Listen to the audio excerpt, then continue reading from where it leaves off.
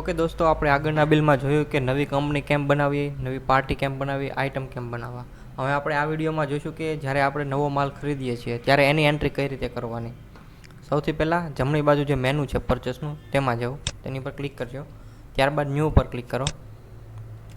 સૌથી પહેલાં આજની તારીખ નાખી દો, જે ઓટોમેટિક આવી જશે. ત્યારબાદ એન્ટ્રી કરો એટલે ટર્મ આવશે, કેશ છે કે ક્રેડિટ. ક્રેડિટ મતલબ ઉધારીમાં તમે માલ ખરીદો છો કે કેશ પૈસા આપીને કરો છો. માની લો મોસ્ટ ઓફ પરચેસ ક્રેડિટમાં હોય છે, માટે હું ક્રેડિટ સિલેક્ટ કરું છું. ત્યારબાદ પાર્ટી, આપણે જેટલી એકાઉન્ટમાં પાર્ટી બનાવે છે બધી જ પાર્ટી અહીંયા આવી જશે. પાર્ટી સિલેક્ટ કરવાની, આપણે કઈ પાર્ટી પાસેથી પરચેસ કરીએ છીએ. અથવા સપોઝ ચાલુ બિલે નવી પાર્ટી બનાવી છે તો F3 પ્રેસ કરવાનું. ડેસ્કટોપ માટે F3 અને લેપટોપ માટે FN સાથે F3. હું કોઈ નવી પાર્ટી બનાવું છું, જેમ કે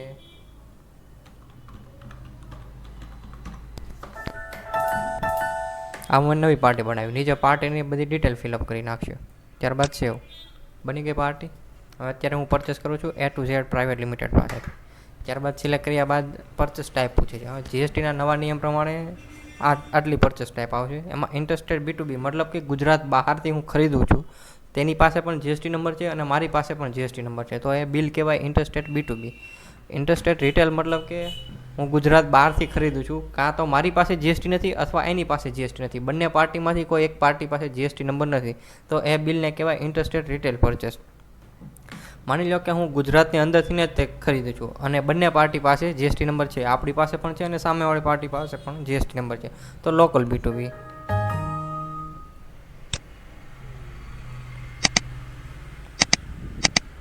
ત્યારબાદ લોકલ રિટેલ પરચેસ.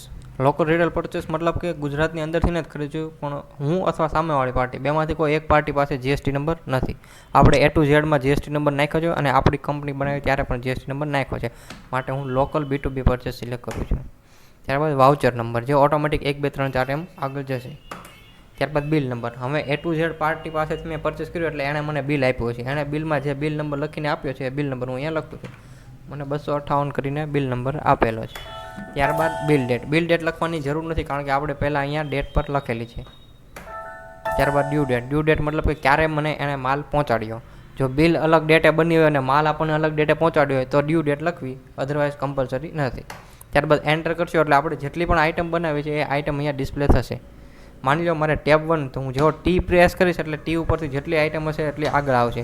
હું N પ્રેસ કરીશ તો N ઉપરથી જેટલી આઇટમ હશે એટલી આગળ આવશે. માની લો મારે અત્યારે આઇટમ 1 પરચેસ કરવી છે. જેવું આઇટમ 1 આવી ગયું ત્યારબાદ એન્ટર આપીશું. Batch number enter. ક્વોન્ટિટી, તો કે હું અત્યારે મારી પાસે અહીંયા ઉપર સ્ટોક બતાવે કે મારી પાસે અત્યારે ઓલરેડી 25 પડી છે. અહીંયા ક્વોન્ટિટી નાખું છું, હું 25 પડી છે અને 10 નવી પરચેસ કરું છું. અત્યારે હું લઉં છું 425 રૂપિયામાં હું પરચેસ કરું છું. એટલે એની બેઝિક રેટ થઈ 10 એ 10ની 4250. ડિસ્કાઉન્ટ જો પર્સન્ટેજમાં પણ ડિસ્કાઉન્ટ આપતા હોય તો અહીંયા લખવાનું, જો રૂપિયામાં ડિસ્કાઉન્ટ આપતા હોય તો અહીંયા લખવાનું. મને અત્યારે ડિસ્કાઉન્ટ નથી મળતું એટલે ડિસ્કાઉન્ટ હું નથી લખતો. ત્યારબાદ ટેક્સ અમાઉન્ટ, જે સોફ્ટવેર ઓટોમેટિકલી કેલ્ક્યુલેટ કરી નાખે છે. ત્યારબાદ ટોટલ અમાઉન્ટ. ત્યારબાદ નવી આઇટમ સિલેક્ટ કરવા દે છે આપણને. માની લો કે બીજી ટેબ 1 કરીને છે એ હું સિલેક્ટ કરું છું. ત્યારબાદ ક્વોન્ટિટી પૂછે છે. મારી પાસે ઓલરેડી 10 છે, જે સ્ટોક આપણને ઉપર બિલની ઉપર બતાવે છે. હું અત્યારે 5 પરચેસ કરું છું. 226માં નહીં, પણ મારે અત્યારે 200માં મારે લેવી છે. આમાં મને 1% ડિસ્કાઉન્ટ આપે છે. બરાબર, આવી રીતના ખરીદીનું બિલ થશે. આટલું થઈ ગયા પછી જો આપણને બિલમાં કોઈ અધર ચાર્જ લગાડ્યો હોય, ફોર એક્ઝામ્પલ ટ્રાન્સપોર્ટ ચાર્જ છે અથવા લેબર ચાર્જ છે, તો એ ચાર્જ અહીંયા ચાર્જીસ ઉપર જઈને લગાડવાનો. અહીંયા અધર ચાર્જમાં જવાનું.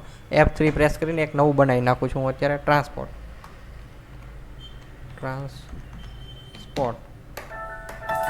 અહીંયા રાખશું આપણે એક્સપેન્સ.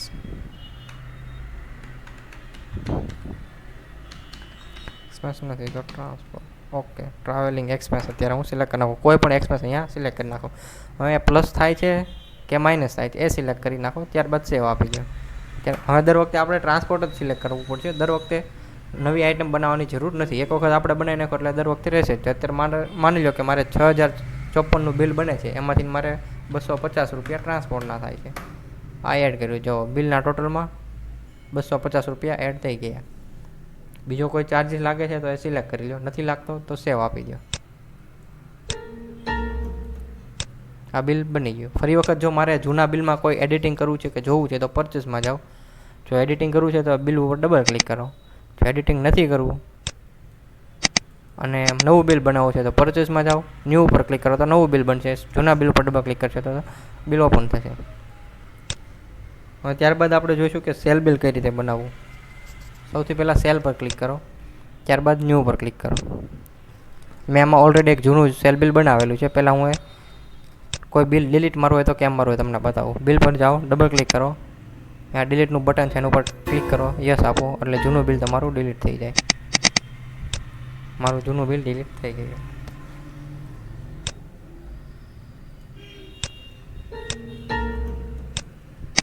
ઓકે, ત્યારબાદ હવે આપણે સેલનું બિલ બનાવશું. સેલમાં જઈશું, ત્યારબાદ ન્યૂ પર ક્લિક કરશું.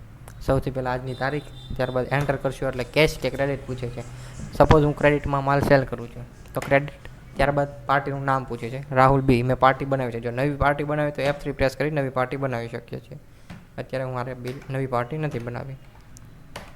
ત્યારબાદ 4 ટાઈપ જે મેં પરચેસ બિલ બનાવતી વખતે તમને કીધા હતા, સેમ, લોકલ, B2B. ઓકે, મેં આમાં GST નંબર રાહુલ બીમાં નથી નાખેલો એટલે એ લોકલ રિટેલમાં આવે. બરાબર. Voucher number, bill number automatically 1 2 3 4 એમ આગળ જતું જશે. ત્યારબાદ ડ્યુ ડેટ જેની કોઈ જરૂર નથી. ત્યારબાદ કઈ આઈટમ મારે સેલ કરવી છે તો કે મારે અત્યારે આઈટમ 3 સેલ કરવી છે તે સિલેક્ટ કરી લઉં છું, બેચ નંબર. ત્યારબાદ ક્વોન્ટિટી, મારી પાસે 10નો સ્ટોક બતાવે છે, હું એમાંથીને 5 સેલ કરું છું. આઈટમ 3નો મેં રેટ આઈટમ બનાવતી વખતે નાખ્યો નથી એટલે અત્યારે મારે મેન્યુઅલી નાખવો પડશે. એને હું વેચું છું 400 રૂપિયામાં.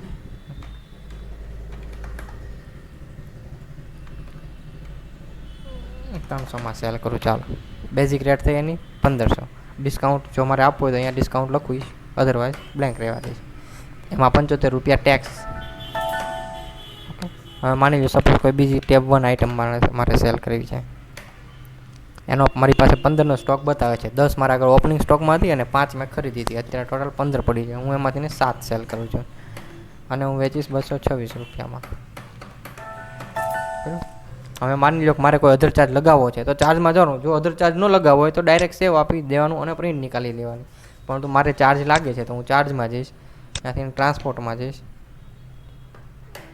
ત્યારબાદ હું અહીંયા અમાઉન્ટ લગાવીશ કે ભાઈ 150 રૂપિયા ચાર્જ છે. ત્યારબાદ એડ આપી દઈશ. જો ચાર્જ નથી લગાવવો તો આ એડ કરવાની કોઈ જરૂર છે નહીં, ડાયરેક્ટ સેવ ઉપર ક્લિક કરી આપી શકો છો. ઓકે આપી દો. Do you want to print bill તો કે યસ, મારે પ્રિન્ટ જોઈએ છે. બરાબર. જો અહીંયા પ્રિન્ટ પ્રિવ્યુ પર ક્લિક હશે તો તમને પ્રિન્ટ દેખાડશે. જો પ્રિન્ટ પર ક્લિક હશે તો તમે ડાયરેક્ટ બિલ પ્રિન્ટ કાઢી શકશો. અત્યારે આપણે પ્રિવ્યુ જોઈએ છીએ. ઓકે પર ક્લિક કરીશું. અહીંયા ઉપર આપણે જેટલી ડિટેલ ફિલઅપ કરીએ છીએ એટલી આપણી ડિટેલ બિલની ઉપર ડિસ્પ્લે થશે. ત્યારબાદ સામેવાળી પાર્ટીને આપણે જેટલી ડિટેલ નાખીએ છીએ આટલી ડિટેલ અહીંયા ડિસ્પ્લે થશે. ત્યારબાદ નીચે SN number, item, batch number, expiry date, HSN code, quantity, rate, total, discount, tax, SGST, CGST, જેમાં IGST લાગતો હોય એમાં IGST આવશે અને છેલ્લે ટોટલ. ગવર્મેન્ટના નિયમ પ્રમાણે આટલી ફિલ્ડ કમ્પલસરી છે અને તમારી રિક્વાયરમેન્ટ મુજબ ફિલ્ડમાં આગી પાછી કરવી હોય, બિલ ડિઝાઇનિંગમાં જે કાંઈ પણ કરવું હોય અમારા એક્ઝિક્યુટિવ તમને ચેન્જીસ કરી દે છે. ત્યારબાદ નીચે ટેક્સ સમરી જે નિયમ પ્રમાણે કમ્પલસરી છે. Grand total, amount in word, નીચે તમારી ટર્મ એન્ડ કન્ડિશન જે છે બિલના ફોર્મેટમાં સેટ કરી દે છે. આ છે ગવર્મેન્ટનું ફોર્મેટ. આમાં તમારું ફોર્મેટ અપડેટ આપણે કરી શકીએ.